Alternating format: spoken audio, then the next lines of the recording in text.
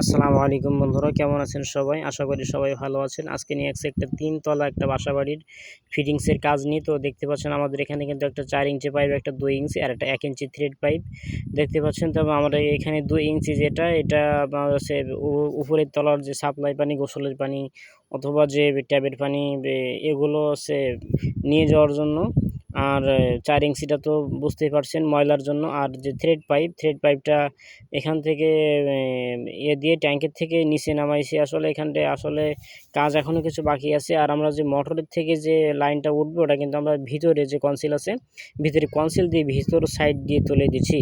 তো এখানে যে ২ ইঞ্চি পাইপ এটা সাপ্লাইয়ের, আর এইখানে একটা দিয়ে আছে ওই ট্যাঙ্কের থেকে, আর ভিতরে একটা বাথরুম আছে ওইখান থেকে, এটা এইখান থেকে জয়েন দিয়ে দিয়েছি।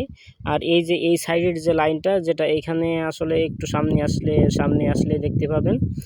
তো এর যে এটা হাউসটা অনেক দূরে দেওয়া হয়েছে। তো এইখানে দেখতে পাচ্ছেন আমাদের যে একটা থ্রেড পাইপের মাথা এখানে বাইর করা আছে। তো এইখান থেকে আমরা টানে নিয়ে যাব। এখানে আমাদের এখানে বোরিং আছে, টিউবওয়েল আছে, টিউবওয়েলে নিয়ে জয়েন্ট হবে। তো দেখতে পাচ্ছেন এটা এই যে একটা বাসাবাড়ি ভবন। আমার ট্যাঙ্কগুলো এখানে নিয়ে আমরা রেখে দিছি, যে একটা ৩ তলা একটা ভবন। তো আসলে গ্রামের ভিতরে তো গাছ আছে, এগুলো আসলে ভিডিও করার মতো ভালো একটা মানে জায়গা যে ক্যামেরা ধরবো এমন কোনো একটা ভালো পারছি না। তো আসলে দেখতে পাচ্ছেন কিন্তু আমাদের অনেক দূর পর্যন্ত টানিয়ে নিয়ে আসি গ্রামের ভিতরে।